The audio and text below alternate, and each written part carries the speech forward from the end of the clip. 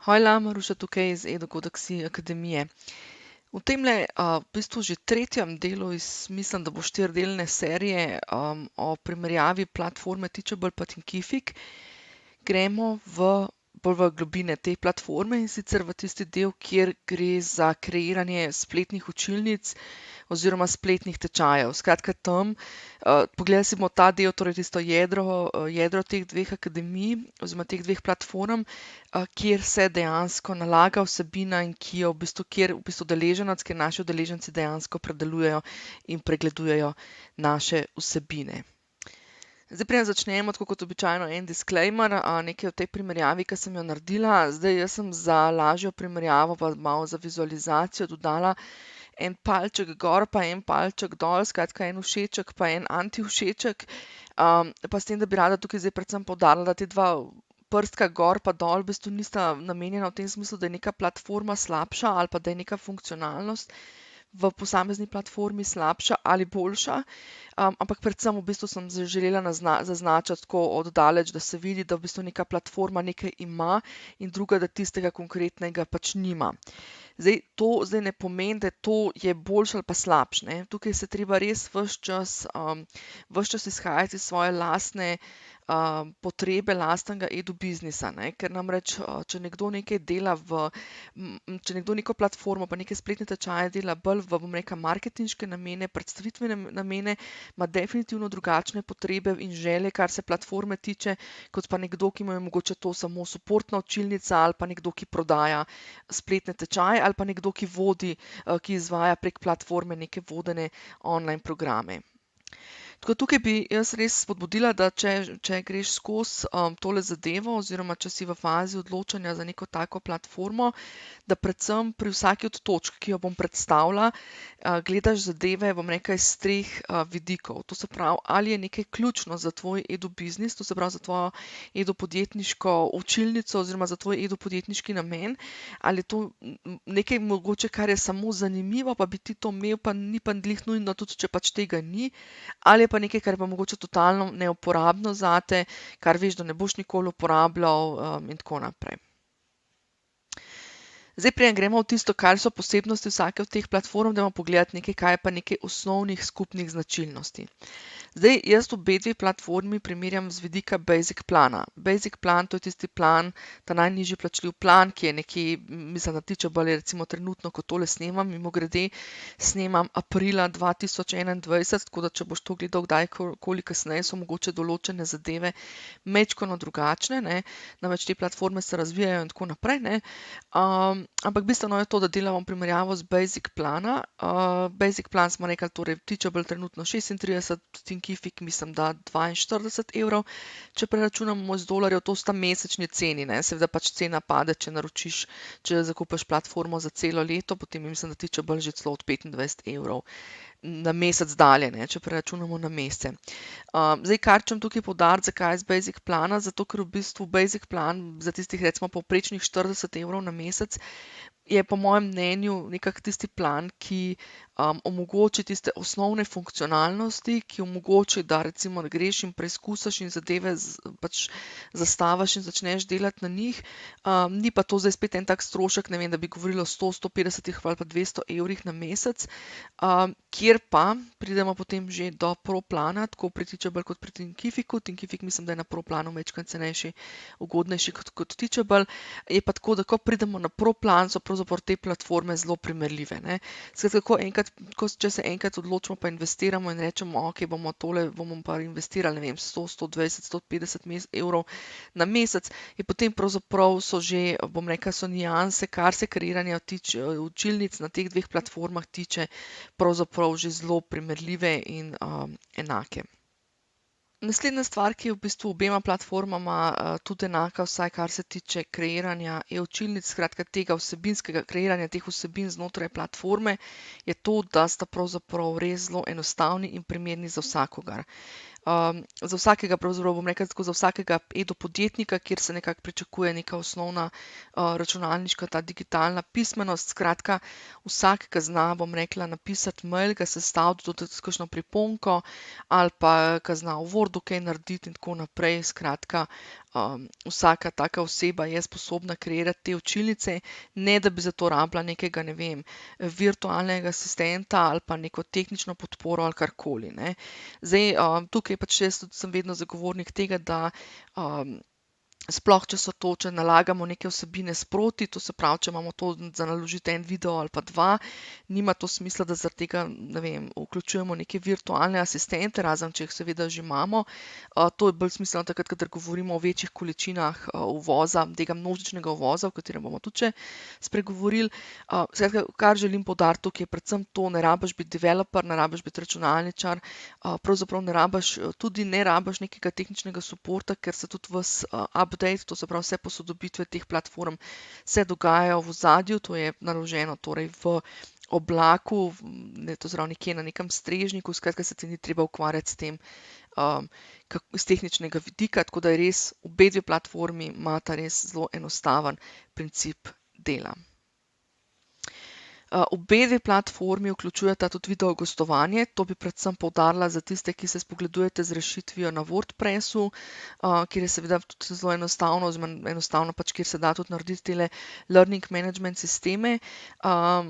Torej, obe dve platformi tukaj imata noter že video gostovanje, kar pomeni, ne rabite nalagati video, ne vem, na YouTube, na Vimeo ali kamorkoli, ampak jih naložite direktno in neposredno v platformo. Tudi niste omejeni s količino videov, video je lahko maljavžen, bi se rekli, skratka, niste omejeni ne s količino, ne z velikostjo datotek, v smislu velikostjo datotek, kar se tiče suma sumarum, koliko vsebine naložite. Mogoče tukaj dodam tudi še to, da niste omejeni z udeleženci, skratka neomejeno število udeležencev, neomejeno število učilnic.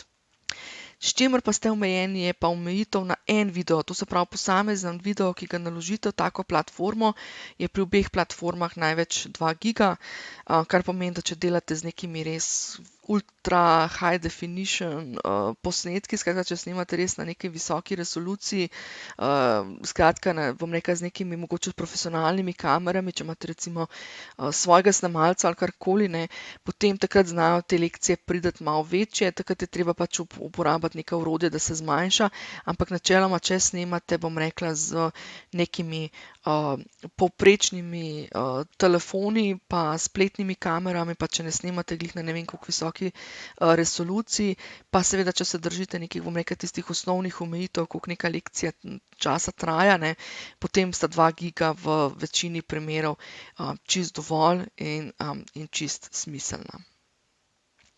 Naslednja stvar, ki je še obe dve platformi omogočata tako imenovan množičen uvoz video lekcij, kar pomeni, da če nalagate recimo nek spletni tečaj, ki ste ga zdajle posneli, pa ima, ne vem, 40-50 video lekcij, jih lahko naenkrat naložite, kar pomeni, lahko se odločite, skratka, ne rabite imeti platforme, dokler nimate posnetega, pa lahko naložite naenkrat, ali pa konec koncev, recimo, če se selite iz ene platforme sem na Thinkific ali Teachable, je to, bom rekla, enostavno. Skratka, če imate nekje na disku, v svojem računalniku, v svojem nekje spravljene te datoteke, samo date z enim klikom in lahko uvozite zelo veliko količino video lekcij. Skratka, to je ena od prednosti, kadar gradite bodisi nek nov tečaj ali pa kadar mogoče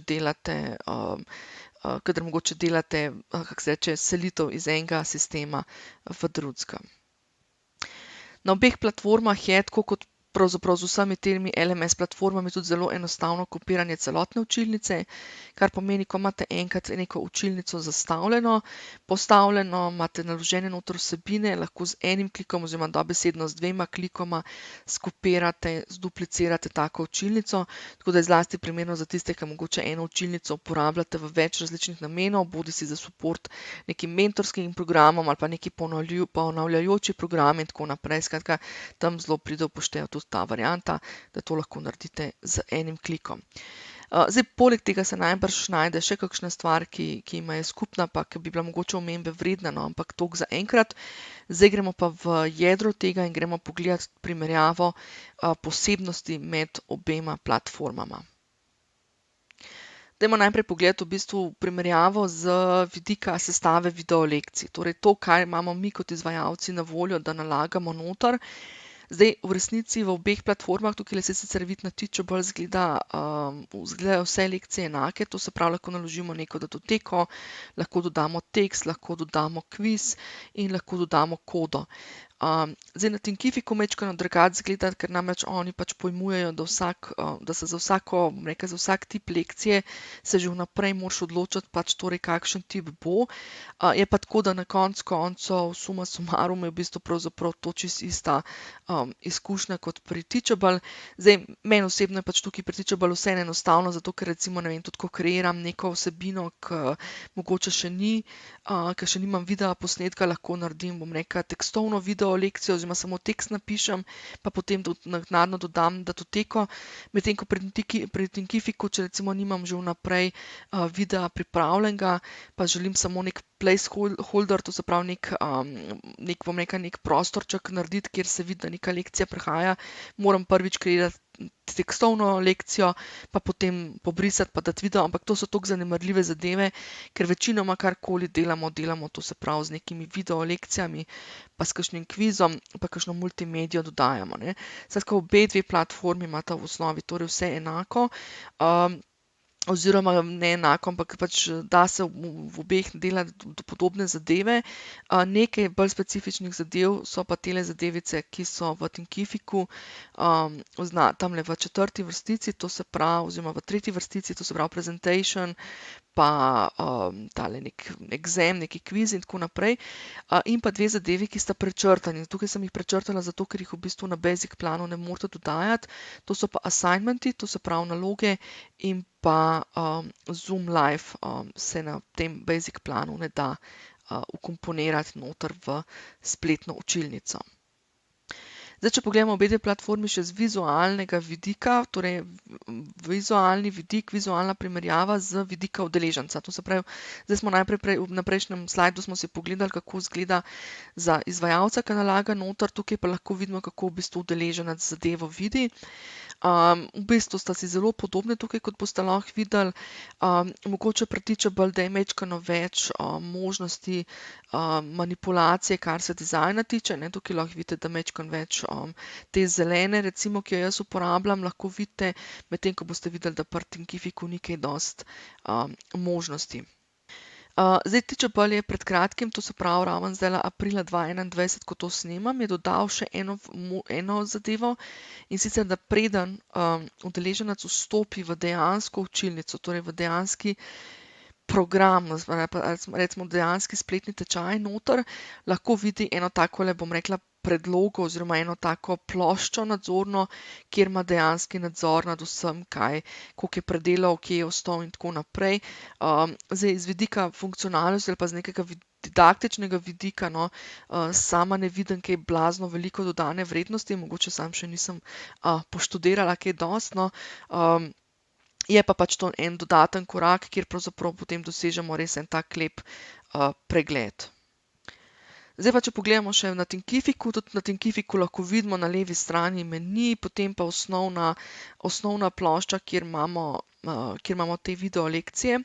Zdaj, če opazite desno zgoraj, pri temle videu desno zgoraj sta dve taki puščici, ki nam omogočata, da se ta zadeva lahko raztegne tudi čez cel ekran, tako da udeleženec ne vidi menija. Iz didaktičnega, torej izobraževalnega vidika, iz vidika predelovanja vsebin prek spleta je to definitivno dodana vrednost, da si udeleženec lahko to raztegne in ni obremenjen z nekim menijem. Mislim pa, da itak večina, če gledajo te zadeve recimo na telefonih in pa tako ali tako že cel video raztegne čez celo stran, tako da pač ta zadeva izgubi celotno poanto. Zdaj, mogoče ena stvar, ki je meni osebno, poudarjam, to je osebno, pač to je moja osebna preferenca, ki mi je mogoče majčkeno slabša, kar se tiče Thinkifica, je to, da kadar imamo video lekcijo, imamo lahko tekst samo spodaj. Ali pa recimo tukajle na tem slajdu lahko vidite, to se pravi, pod videom je nek tekst kratek, potem pa imamo še priponko, kjer lahko udeleženci nekaj prenesejo dol. Zdaj, jaz recimo rada to postavim na začetek, ne, to se pravi, če je to samo en stavek pa ena priponka, jaz to rada postavim na začetek pred video, zato da res udeleženci to opazijo, medtem ko tukaj se majčkeno bolj hitreje izgubi, no, ampak to je spet ena taka, bom rekla, čisto malenkostna zadeva, ki je samo stvar tega, da pač znate tudi usmeriti svoje udeležence v platformi, kako naj jo uporabljajo. Naslednja zadeva, ki jo bomo pogledali, je iz content management vidika, to se pravi iz vidika upravljanja vsebin. Pri Teachable moramo vsakič znova vsebine, oziroma video lekcije, PDF-je, karkoli že imamo, moramo vedno znova nalagati. Vedno znova, kadar gremo dodajati datoteke, nam odpre možnost, to se pravi, da jo naložimo z nekega diska, bodisi z našega računalnika ali pa z recimo OneDrive-a, Google Drive-a ali kjerkoli. Tako da zdaj, če imate tam dobro knjižnico vštimano, to se pravi, da videe na Google Drive ali pa na nekem OneDrive ali pa v svojem računalniku lepo sistematično, strukturirano spravljate, potem je to zelo enostavno najti in naložiti, ne. Medtem ko, ampak morate pač, poudarjam, morate pa vedno znova pač tisto datoteko iti poiskati in jo naložiti, medtem ko pri Thinkificu se vsi videi, ki jih naložite noter, nalagajo tako imenovano video knjižnico. Kar zdaj pomeni, da ko vi greste pa kreirate recimo neko novo video lekcijo, neko novo lekcijo znotraj katerekoli učilnice, vam da opcijo, da v bistvu to video lekcijo poiščete že naloženo med gradivi v video knjižnici. Zdaj, tukaj morate potem, pravzaprav smo seveda spet na istem, ne, zato jaz tudi poudarjam, tako kot v spletnem tečaju, v pripravi spletnih tečajev, vedno poudarjam, da dajte lepo kodirati svoje video lekcije, kodirati v smislu imena. To se pravi, da imajo imena video lekcij neke smiselne kode, kar se tiče zaporedja ali imena programa in vsega tega, zato da veste, kam kaj paše, ne.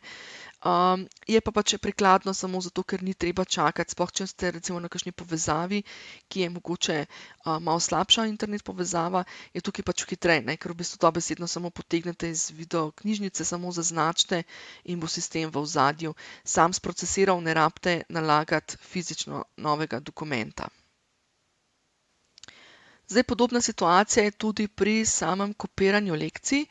Zdaj, včasih pač mi rabimo neko določeno video lekcijo ali pa kakršnokoli lekcijo, ne. Lahko, da smo nekje sestavili samo nek tekst pa priložili neko priponko, pa bi mi zdaj to lekcijo radi imeli nekje v nekem drugem tečaju, torej v neki drugi učilnici znotraj platforme. Je tukaj spet Thinkific v prednosti, ker namreč, kot lahko vidite na slikci, lahko kopiraš lekcijo iz kjerkoli, iz kateregakoli drugega tečaja, seveda spet samo treba je vedeti točno, katera lekcija to je, ne. Skratka, spet pride v poštev to, da smo res sistematični in organizirani. Medtem ko pri Teachable se lekcije da kopirati samo znotraj iste učilnice, torej znotraj istega tečaja, recimo lahko skopiramo neko zadevo. Zdaj, kdaj to pride, recimo jaz sama to uporabljam predvsem to v takem kontekstu, da si naredim kopijo, če mogoče kreiram neko novo, oziroma da zamenjujem neko staro lekcijo z novo, pa staro lekcijo v bistvu kopiram, zato da imam čisto samo za backup, če bi se karkoli pri kreiranju oziroma pri spreminjanju te nove karkoli porušilo ali pa da ne bi delovalo tako, kot sem si zamislila ali karkoli. Drugače pa pri Teachable žal ne moremo kopirati torej posameznega videa ali pa posamezne lekcije v nek nov tečaj. S kvizi na obeh platformah je tako, da na Basic planu imamo na obeh platformah kvize, s tem, da pri Teachable, kot lahko vidite, v bistvu na obeh platformah je samo ta varianta true and false, ne.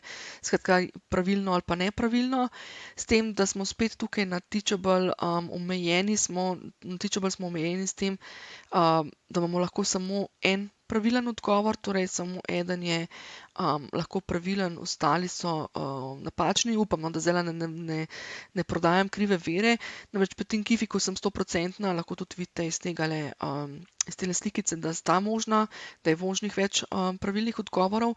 Kar je pa bolj bistveno pri teh dveh variantah oziroma pri tej primerjavi je pa to, da na Thinkificu lahko nepravilnemu odgovoru sledi nek feedback. oziroma mislim, da tudi najbrž tudi pravilnemu. No. Pravzaprav moram priznati, da sama niti teh kvizov kaj dosti ne uporabljam, ampak je pač, bom rekla, iz didaktičnega, torej iz izobraževalnega vidika, je definitivno, bom rekla, Thinkificova rešitev definitivno dosti boljša, ne, ker pravzaprav udeležencu ne damo samo, ja, si pravilno odgovoril ali pa ne, nepravilno, ne, ampak mu damo lahko tudi nek feedback v smislu, da ga usmerimo, če je bil nepravilen odgovor, ga lahko usmerimo v, da si pogleda, ne vem, rečemo, ok, tole lekcijo si majčkeno bolj pogledaj, ali pa to smo razložili v lekciji tej pa tej in tako naprej. Skratka, res smo lahko bolj izobraževalni in didaktični, kar pa zdaj spet ne pomeni, da se tega pri Teachable ne da rešiti, ne. Recimo pri Teachable bi to lahko naredili na ta način, da bi potem vseeno spodaj dodali komentar ali pa v naslednji lekciji, to bi bilo bolj smiselno, da potem, ko rešijo nek tak kviz, pa pridejo, pač vidijo, kaj so imeli prav, pa kaj ne, jih v naslednji lekciji, pač recimo čisto tekstovni lekciji, usmerimo pa rečemo, ok, če si imel to pa to vprašanje narobe, ti predlagam to pa to lekcijo, da si še enkrat pogledaš, ali pa ne vem, naslednje vprašanje smo obravnavali v tem pa tem poglavju. Skratka, ni zdaj pač, da bi bilo nekaj slabše ali pa boljše spet, ampak bolj v tem smislu, kaj je zdaj bolj prijazno nam kot izvajalcem in pa našim udeležencem. Ena funkcija, ki je meni tudi spet luštna v Thinkificu, ne, zdaj se že čuti, kot da navijam za Thinkific, kljub temu, da sem sicer uporabnica Teachable, pa mogoče na tem mestu dodam, no, za en intermezzo. Sama sem sicer začela s Thinkificom pred, ne vem, leta 2017, v jeseni 2017 sem prvo platformo oziroma prvo akademijo postavila na platformi Thinkific, ampak je sama ta platforma imela toliko omejitev, res, kar se dizajna tiče, kar se tiče, bom rekla, recimo kreiranja lekcij, ni bilo toliko fleksibilnosti, kakor jo je zdaj, ne. Skratka, da sem se potem dejansko odločila in šla takrat na Teachable, ki mi je bil tudi vizualno lepši in tako naprej, ne. Ampak to je samo dokaz temu, da kako pravzaprav se te platforme razvijajo in da platforma, za katero se odločimo zdaj, bo mogoče čez eno leto imela ali pa ne vem, ali pa neke funkcionalnosti, ki jih ena platforma zdaj nima, se zna zgoditi, da jih čez eno leto bo imela in tako naprej. Skratka, hočem vas pomiriti, če tole gledate, bom rekla, skozi oči nekoga, ki se odloča za svojo prvo platformo ali pa zamenjavo platforme ali kakorkoli, da nobena odločitev ni, bom rekla, dosmrtna in dokončna, pa tudi nobena ni toliko usodna, ker v končni fazi se ves čas zadeve spreminjajo. Bi pa tukaj pogledali, no, to se pravi iskanje po video lekcijah, recimo je ena od stvari, ki je recimo na Thinkificu spet bolj dodelana, tamle v tistem okencu, kjer vidite lupico, lahko pravzaprav v posamezni učilnici udeleženec lahko pobrska po video lekcijah, to se pravi po naslovu lekcije lahko išče, tako da če se recimo spomnim, da je bila neka lekcija o, ne vem, kaj s tem, tamle imamo video, pa bo rekel, video, mu bo vrgla ven vse lekcije, ki imajo v naslovi video. Zdaj, to pri majhnih tečajih, pri majhnih učilnicah z malo materiala ni toliko problematično ali pa ni toliko pomembno, medtem ko pri učilnicah, ki jih uporabljamo mogoče kot nek repozitorij, kot neko knjižnico, kot neko soportno učilnico, pa se nabere recimo veliko tega materiala, zna to biti uporabno. S tem, da po drugi strani, če pogledamo na Teachable, imamo pa to varianto pravzaprav kadarkoli lahko uporabimo klasično varianto, dobri stari način s kombinacijo tipk Ctrl+F, recimo na Windowsih, kjer v bistvu najdemo nek tekst, ne. Skratka, damo Ctrl+F, pa rečemo išči izraz video, pa nam bo zaznačil spet tudi tukaj vse, kjer je omenjeno ime video. Skratka, ni funkcionalnost, se da pač pridobiti na drug način, samo pač user-friendly oziroma uporabniku prijazno, ni mogoče toliko zelo kakor pri Thinkificu.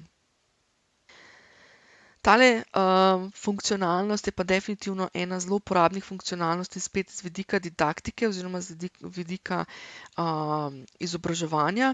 Namreč te platforme, ne, kot je že sam poudarek, Learning Management System, je njihov poudarek na tem, da udeležencem, pa seveda tudi nam izvajalcem, ampak recimo, da se tukaj osredotočimo bolj na udeleženca, pomagajo upravljati pri njegovem učenju. Skratka, oni si zapomnijo, kje je udeleženec ostal, kaj je predelal in tako naprej. In zdaj na Teachable je ta zadeva, se jo ne da se odoznačiti. Skratka, če pogledate tukaj na Thinkificu, imate desno spodaj gumb označi lekcijo kot nedokončano. Skratka, ko nekdo nekaj predeluje, si je on lahko lekcijo pogledal in je šel na naslednjo lekcijo, s tem, da je označil to lekcijo kot dokončano. Potem je pa kasneje ugotovil, da je pa mogoče ta lekcija vsaj nekaj, kar bi si pa še enkrat ali pa dvakrat ali pa kdaj kasneje spet rabo pogledati in si jo odoznačil kot dokončano. To se pravi, da jo označil v bistvu kot nedokončano in se je v bistvu lepo v sistemu zavedla kot nedokončana in je takoj, ko pride v učilnico, takoj vidi pač, kaj ni končano, ne. Na ta način tudi mi, če dodajamo kot izvajalci neke nove lekcije, so vedno te lekcije potem kot nedokončane noter v sistemu. Medtem ko pri Teachable se tega ne da odoznačiti. Skratka, enkrat, ko je nekdo označil, da je lekcija končana, je bila končana in jo ne moremo nikakor odoznačiti.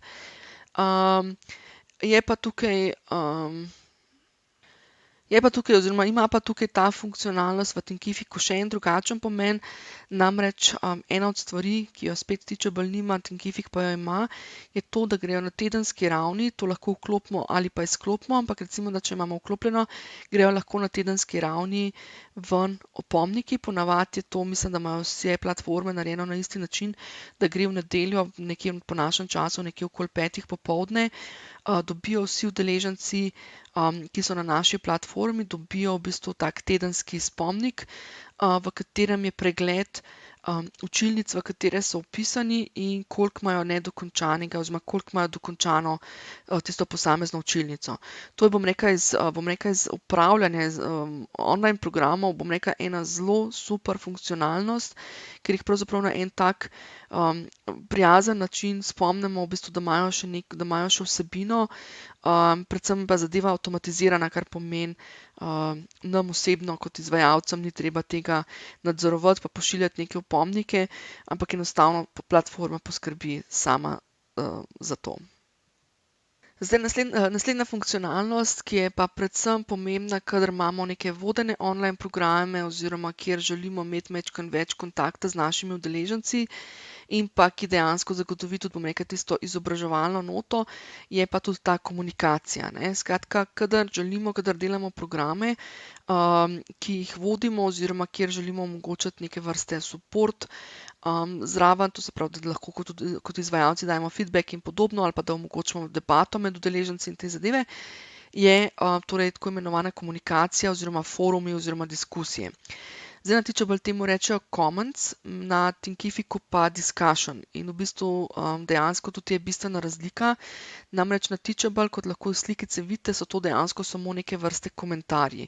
Skratka, kjerkoli v učilnici, lahko na katerikoli lekciji, lahko dodamo spodaj, vklopimo komentarje in udeleženci lahko komentirajo, ne. To se pravi, lahko karkoli vprašajo, lahko karkoli dodajo, svojo izkušnjo ali karkoli in tukaj je v bistvu pri teh komentarjih na Teachable je ta zadeva zelo, bom rekla, plain, bi se reklo, zelo taka prazna, ali kako naj rečem, zelo enostavna. Skratka, oblikovati besedilo ne moremo kaj dosti, ne, tudi tukaj vidite, ni nobenih gumbov za oblikovanje in tako naprej, je dejansko samo čisti komentar in pa kar lahko naredimo, je pripnemo neko slikico, skratka, mogoče screenshot ali pa neko sliko ali karkoli, ne moremo dodajati neke druge vrste dokumentov in pa tudi debata se pač strukturira po principu razprave. Skratka, vidi se, kdo je kam dal reply, to se pravi odgovor na kateri komentar.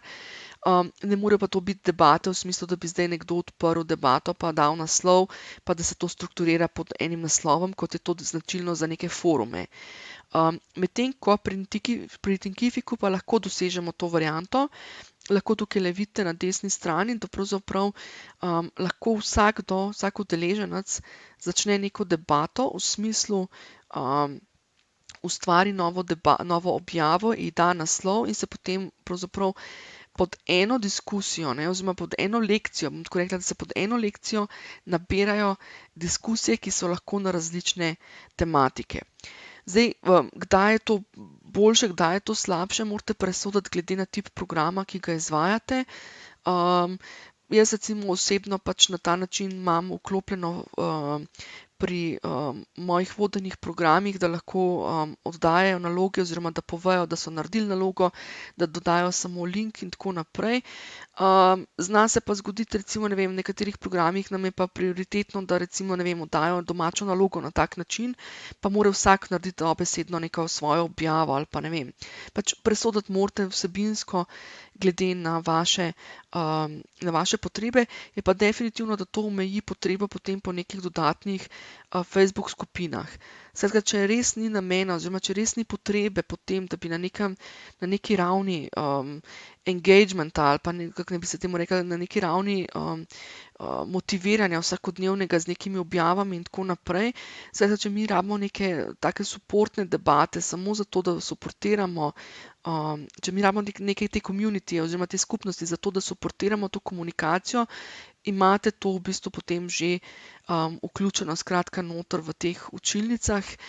Tudi vsi ti maili prihajajo na mail udeležencem, skratka, če je nekdo nekaj objavil in potem nekdo odgovoril na to, imajo lahko vklopljeno, sami izberejo udeleženci, ali želijo to vklopiti ali ne, imajo lahko vklopljeno, da v bistvu potem dobijo reply, torej odgovor na svoj mail in tako naprej. Skratka, ne rabijo zdaj spremljati raven noter. Za vas je pa to kot izvajalca tudi zelo enostavno, ker imate potem celotno komunikacijo na enem mestu. Zelo imate lepo zelo pregledno se vidi, kaj je bilo odgovorjeno, kaj še čaka na odgovor in tako naprej. Je pa kljub temu, da je recimo tukaj Thinkific malo prednosti, kar se tiče, bom rekla, tega uporabniške izkušnje, ker pač lahko damo tem odgovorom oziroma tem objavam tudi naslove pa tako naprej, pa lahko datoteke pa malo oblikujemo. Ima pa tukaj eno slabost, in sicer, da Thinkificu takoj, ko dajo udeleženci odgovor ali pa neko objavo, se ta takoj vidi, takoj je objavljena, skratka ni moderirana. Medtem ko pri Teachable lahko nastavimo, sicer res, da za celo platformo, ne za posamezno učilnico oziroma posamezen program, ampak lahko nastavimo za celo platformo, da so odgovori oziroma pač, da so te objave moderirane. Kar zdaj pomeni, da v bistvu vi zadržite to objavo oziroma vi vidite to objavo, vi dobite recimo na mail sporočilo, kot izvajalec dobite na mail sporočilo, da je nekdo nekaj objavil, ni pa ta objava vidna še. Udeleženec jo vidi takole, kot piše tukajle, ne, čaka na pregled, ne. Dobi to objavo noter, vidi to noter, samo kot v čakanju. Vi se pa potem odločite, ali odobrite ali ne, medtem kot pri Thinkificu je pa to avtomatsko takoj objavljeno, potem se pa vi naknadno lahko sicer pridete noter pa izklopite, vidite, imate tukajle visible pa hidden, lahko vklopite pa izklopite tale uček, ampak je enkrat že noter objavljeno, ne. Tako da recimo, če platformo uporabljate, bom dala konkreten primer, sama platformo uporabljam svojo tudi za marketinške namene, v smislu, da se lahko vpiše kdorkoli, ki ga tudi ne poznam, pa nimam nadzora, kdo so to in kaj so, ne. In seveda včasih se mi je tudi že zgodilo, no, ni pogosto, no, moram reči, ampak se mi je tudi že zgodilo, da je nekdo noter nekaj napisal, kar ni imelo sploh nobenega smisla, da paše tja, oziroma se mi je celo zdelo, da se je zmotil pri kopiranju, da je najbrž prekopiral k meni namesto nekam na neko čez X platformo. Skratka, bil je en odgovor, ki ni imel nobene veze, in na ta način lahko v bistvu potem jaz presodim in to odstranim, preden je karkoli objavljeno, oziroma lahko na ta način imam pravzaprav suport za udeležence, ne da bi potem bile njihovi odgovori objavljeni, ne. Skratka, jaz lahko to zadržim, predvsem, bom rekla, meni je predvsem to dobrodošlo v programih, ki so, se pravim, za marketinške namene, ker lahko posameznika na ta način zadržim, mu osebno odgovorim prek maila in tako naprej, in ni treba, da se potem njegovo ime izpostavi v neki taki učilnici, ki je odprta recimo za širšo javnost.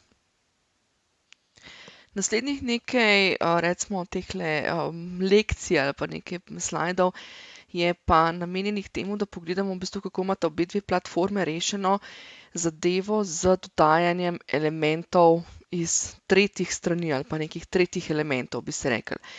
Zdaj, kaj to v praksi pomeni, ne? Zdaj, seveda pač naše lekcije so lahko sestavljene iz nekih video lekcij, ki jih naredimo, ali pa so to mogoče neke čiste tekstovne lekcije, kadar imamo kaj manj za povedati, ali pa kadar je pač pomembno, da nekaj napišemo, ne samo povemo. Lahko so v bistvu neki PDF-ji ali pa neki drugi dokumenti, ki jih naložimo noter. Lahko so pa seveda, včasih imamo pa potrebo kot izvajalci tudi potem, da dodamo še neke druge elemente, ne. Recimo konkretno tulele imamo prikazano anketo.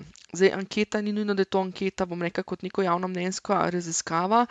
To je lahko anketa, evalvacijska anketa na koncu programa, na koncu spletne učilnice, kjer povprašamo po neki oceni našega programa. Lahko je to anketa, ki jo damo nekje na začetku programa, zato da majčkeno več izvemo o udeležencih. Lahko je to v končni fazi kviz, ki ga naredimo, ne, konkretno zdajle tulele gledamo Google Forms, ki omogoča, da naredite tudi kviz. Lahko recimo podoben princip je tudi recimo Typeform in druge vrste kvizov in teh anket, ki jih lahko naredite. Lahko so to tudi multimedijske lekcije v smislu vtičnika H5P, torej H, številka 5 in pa črka P, ki ga lahko kreirate recimo če imate svojo WordPress stran, lahko na WordPress strani tak vtičnik vklopite in kreirate neke take multimedijske lekcije, ki jih potem tukaj vpnete noter. Skratka, vse te platforme oziroma bom rekla Teachable pa Thinkific, kjer smo osredotočeni zdajle, delata po principu tega, da imata tiste osnovne zadeve noter, ne, to se pravi, smo rekli video lekcije pa dokumente pa tekst, medtem ko hkrati omogočata, da vse, karkoli rabimo nekega tretjega elementa, lahko vpnemo noter. Zdaj pa, kako se to vpne, ne?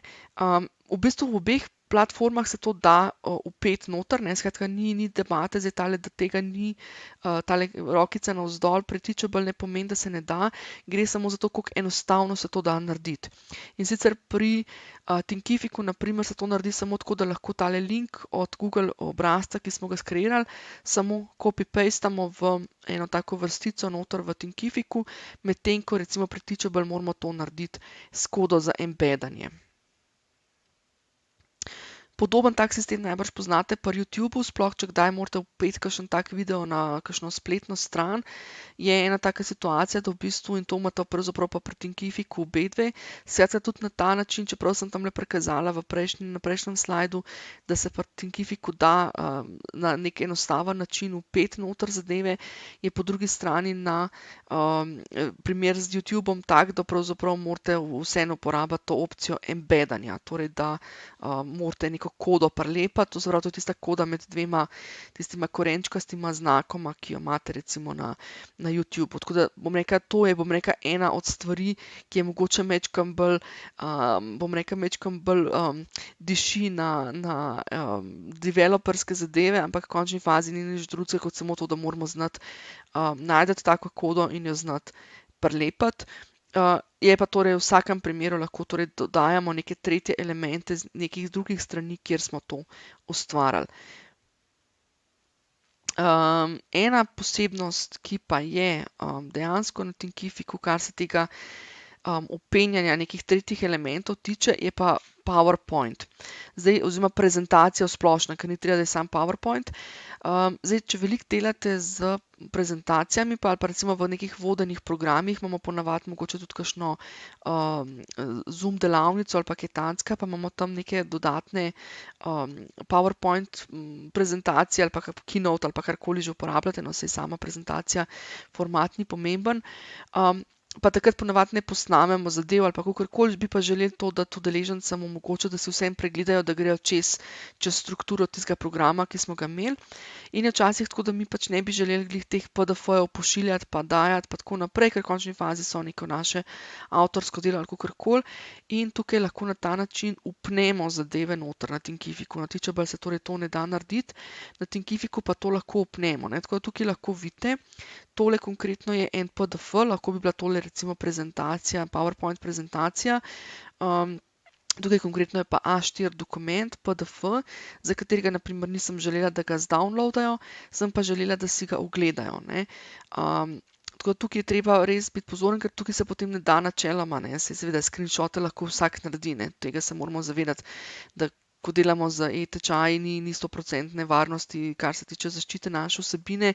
Tudi tukaj konec koncev mora nekdo narediti screenshote, da si to shrani na svoj računalnik, pa kljub temu, no, pač nekaj dela si mora narediti, mu malo otežimo, ne. Je pa predvsem super, zato ker v bistvu pravzaprav tukaj, ne, zdaj, če pozabimo to varianto zaščite pa to, ne, je tukaj super, zato ker imajo v bistvu to na enem mestu noter vpeto, lahko takoj pogledajo, lahko po slajdih grejo in tako naprej. Kar je pa še boljše, pa prikažem na naslednjem slajdu. To je pa to, da recimo posameznemu slajdu, torej zdaj tukaj govorimo o, bom rekla, vsaka stran iz tega PDF-ja, to bi bila lahko prezentacija, lahko pa nek PDF, nek A4 format, karkoli, skratka, vsaki taki slikici, ki jo naložimo noter, lahko priposnamemo nek zvok. Torej, dobesedno bi se tukaj lahko rekli, ne, naprimer, zdaj seveda jaz samega spletnega tečaja ne bi šla snemati na tak način. Zakaj ne? Zato, ker v bistvu ven ne dobiš datoteke, video datoteke. Mislim, da sicer mogoče, da se da audio datoteke shraniti, pol, ko posnameš ta zvok, ampak v vsakem primeru pač to ponavadi delamo na ta način, da naredimo ta screencast, pa posnamemo te video lekcije. Je pa to primeren format, kadar pa delamo, recimo, mogoče to, kot sem prej rekla, recimo, da imamo neke Zoom delavnice ali pa Zoom predavanja, pa da potem ne posnamemo, da recimo nismo snemali, ne, jaz sama recimo e-delavnic ne snimam, ker pač je dodana vrednost v sami izkušnji, ki jo udeleženci doživijo na delavnici, in je potem zadeva taka, da tukaj bi lahko recimo dodala slajde, ne vem, tistih 30-40 slajdov iz delavnice, in potem pri posameznem slajdu, pri posamezni sliki, kjer se mi zdi pomembno, da nekaj povem ali pa nekaj razložim, mogoče sploh za tiste, ki niso bili zraven ali karkoli, ne, priposnamem neposredno v Thinkificu ta svoj govor. Zdaj pa poglejmo, kaj pa le ima Teachable, nekaj, česar pa Thinkific nima. Je pa tako imenovan coaching product, skratka coaching produkt, oziroma zdaj tega ne zamešati z nekim coachingom kot coachingom, ampak v bistvu gre za produkt, ki nam omogoči nek osebni support oziroma neko mentorsko ali pa svetovalno ali pa tudi v končni fazi coaching podporo. Sicer ni nič drugega to, kot v bistvu, bom rekla, en tak produkt, ki nam omogoči, da strukturiramo noter neke mejnike, milestones, to se pravi neke mejnike, da iz teh mejnikov, skratka, ne temeljimo na vsebini tukaj, ampak temeljimo na tem nekem osebnem, na nekem, bom rekla, na neki poti, po kateri peljemo k nekemu cilju našega udeleženca oziroma našega klienta, in v bistvu mu damo neke mejnike. Recimo mejnik je: naredi nalogo do takrat in takrat, ne. Ali pa prijavi se na srečanje z mano, individualno srečanje z mano, ne. Ali pa takrat in takrat imamo po koledarju skupinsko srečanje in tako naprej, ne. Skratka, to je lahko produkt, ki ga imamo čisto kot samostojnega, v smislu, da to naredimo celotno učilnico, oziroma kako naj rečem, pač to ni učilnica, ampak je dejansko produkt zase noter v platformi, kjer v bistvu lahko, bom rekla, ne bom rekla na avtomatiziran način, ker v končni fazi mi moramo še zmeraj biti prisotni, je pa precej enostavno, če pač en tak program naredimo za eno stranko, ga zelo na enostaven način skopiramo te mejnike za neko drugo stranko, ne. Ampak gre predvsem za to, da imamo pod eno streho dejansko celotno to strukturo našega programa, ne. To se pravi, če našega udeleženca vodimo, jaz konkretno recimo v mentorskih programih vodim ljudi od točke, kjer nimajo niti še tečaja ali pa vsebine ali pa programa, od tega tako, torej kako ga skreirajo, do tega, kako potem pripravijo trening materiale, do tega, kako to posnamejo, do tega, kako to delajo v živo, če delajo e-delavnice in tako naprej, do tega, kako upravljajo v recimo LMS sistemu, in potem seveda za vsakega od teh korakov, za vsako od teh, kako naj rečem, vsakega od teh modulov, ne, naredim pravzaprav eno nalogo. To se pravi neko nalogo, ki jo mora narediti, zato da lahko napredujeva na naslednjem srečanju naprej, ne. In na ta način v bistvu lahko to spodbudim, da je to na enem mestu, da ima ta stranka tudi en lep pregled, kaj je že naredila, kaj ima za narediti, noter so tudi zelo jasni roki, ne. Skratka, nekaj, kar se v bistvu pri nekem individualnem mentorstvu ali pa tudi v končni fazi skupinskem. To je primerno tako za skupinske kot za individualne mentorske programe. Se zelo hitro zgodi, če mi to delamo prek maila, ne. Hitro ljudje pozabijo, kam so kaj spravili, skratka, če udeleženci sami niso dosti strukturirani, pa da to res spravljajo, pa roki se zgubijo, pa rok je nekje tam v mailu nekje napisan, pa ga ne opazijo, pa tako naprej. Skratka, na ta način nam tukaj ta coaching produkt pride zelo prav, ker v bistvu strukturira celoten ta svetovalni oziroma ta mentorski proces. Potem pa še ena stvar v zvezi z lekcijami, ki je tudi različna med Teachable in pa Thinkificom, in sicer na kakšen način udeleženci lahko dostopajo do učnih lekcij, ki smo jih omogočali brezplačno.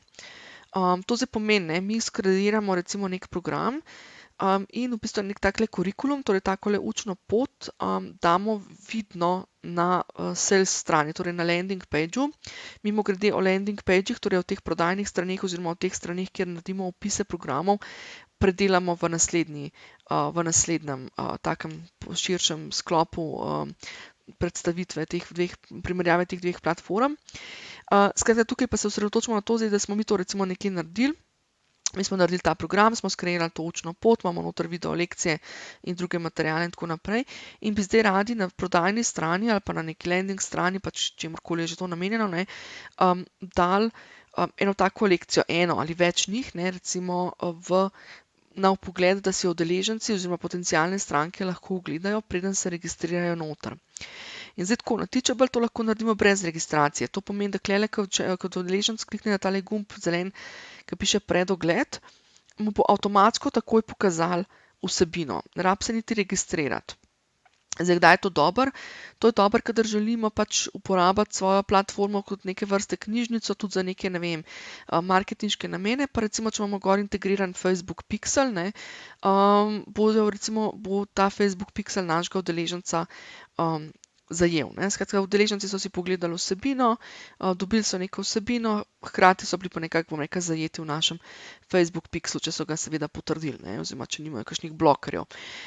Medtem ko pri Thinkificu bo tak klik, kjer bo pisal, tak gumb, kjer bo pisal brezplačen predogled, bo zahteval, da se najprej registrirajo. Skratka, tudi če si želijo ogledati zgolj samo eno video lekcijo, se bojo mogli registrirati in oddati svoj mail in vse te zadeve. Zdaj, kdaj je to dobro, ne, kadar pač spet druga plat marketinška recimo, ne, kadar želimo zbirati kontaktne podatke dejansko tako, bom rekla, da udeleženci pač se morajo registrirati zato, da bojo videli te vsebine, ne.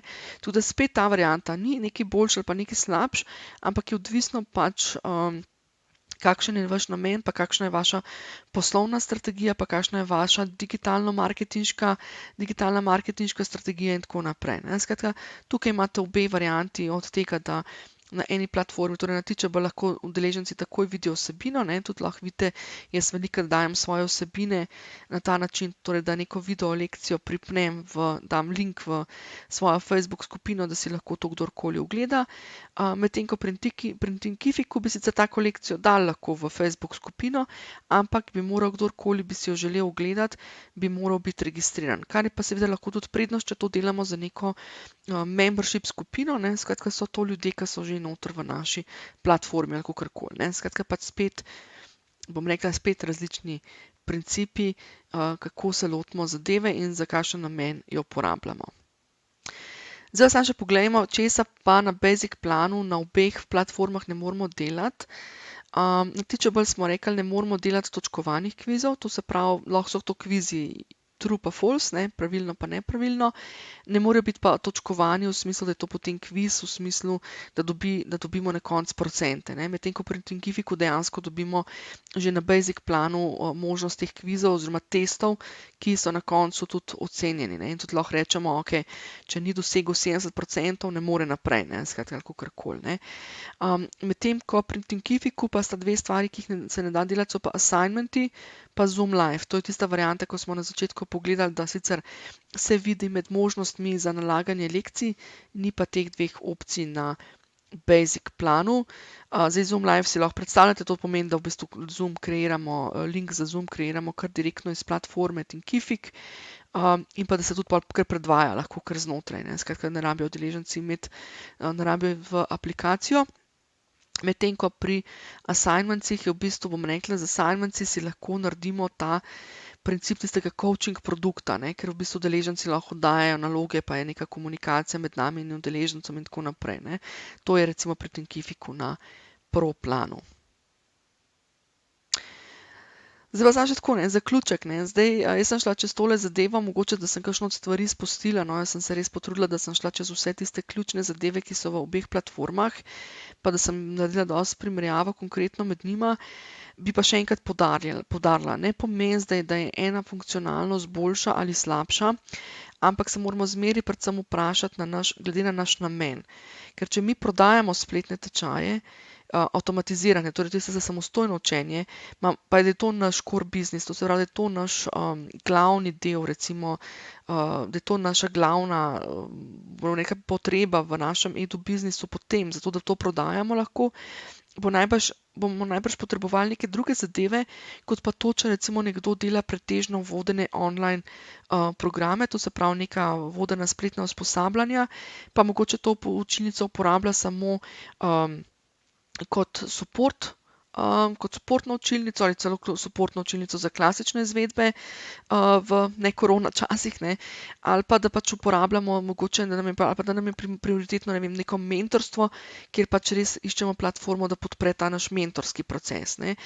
Ali pa recimo, ne vem, da uporabljamo to zdaj za edu-marketing, ne, kot jaz temu rečem, za marketing v izobraževalne namene, to se pravi za ta izobraževalni marketing, kjer stranke hkrati poučujemo o naših rešitvah, niso pa to zdaj in hkrati želimo seveda od njih dobiti tudi, bom rekla, nek kontakt ali pa jih zajeti v Facebook Pixel ali pa kaj takega, ne. Skratka, vedeti moramo, kaj pravzaprav mi s tako platformo želimo početi, čemu je namenjena, kaj bomo dajali poudarek v našemu biznisu in se potem na podlagi tega lahko odločimo lažje, katere so tiste zadeve, ki so ključne zdaj glede na to, kar želimo, katere so mogoče samo zanimive, pa lahko preživimo brez njih, katere so pa totalno neuporabne za naš edu-biznis.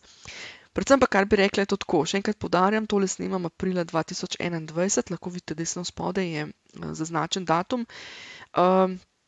Kar sem danes predstavila, mogoče že čez 1 leto ne bo držalo, ne. Skratka, te platforme se razvijajo, tako da v bistvu, če se ne morete odločiti bom rekla, po sami strukturi programov oziroma tega, kar pač počnete, se lahko odločite pač v prvi fazi po ceni, ne. Pa rečete, okej, Teachable je tukaj cenejši, pa začnem s Teachable ali kakorkoli, ne.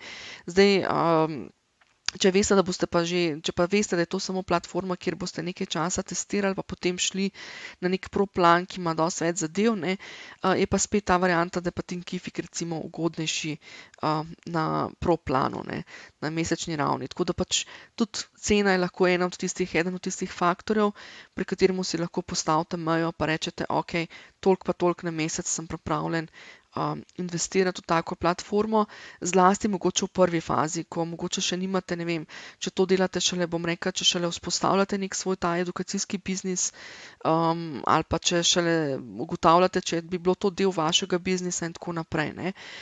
Saj kasneje, ko imate enkrat vzpostavljen biznis, pa ko imate, bom rekla, neko bazo strank, pa ko so neka redna naročila, pa te zadeve, potem ta strošek 30-40 evrov hitro rata zanemarljiv, ne. Praktično z eno svetovalno uro ali pa z enim prodajnim spletnim tečajem ali pa kaj takega dobite ne samo za 1 mesec, ampak še za kaj več zraven noter, no. Tako da dajte to gledati tudi kot, bom rekla, neke vrste investicijo, ker vam odvzame nekaj časa, skratka, strankam ne rabite vseh stvari razlagati na polno in na dolgo in široko, ampak si lahko marsikaj pogledajo tukaj. Olajša vam lahko tudi nek proces, ne, ste videli, recimo tisti coaching produkt lahko olajša nek mentorski proces, nastavite enkrat in kopirate zadeve in tako naprej. Tako da naslednji sklop te predstavitve gremo pregledati pa še v bistvu, kako izgleda postavljanje recimo temu landing strani oziroma teh pristajalnih strani oziroma prodajnih strani. Obe dve platformi uporabljata izraz prodajna stran, ker je pač seveda namen, da prodajo, ker pač te platforme sta v osnovi namenjene prodaji spletnih tečajev oziroma teh spletnih programov. Tako da si bomo pogledali pa še z tega vidika, kaj pravzaprav ena in druga platforma omogočata in kako nam lahko pomagata še pri dodatnem, še pri marketingu in pa konec koncev tudi pri prodaji.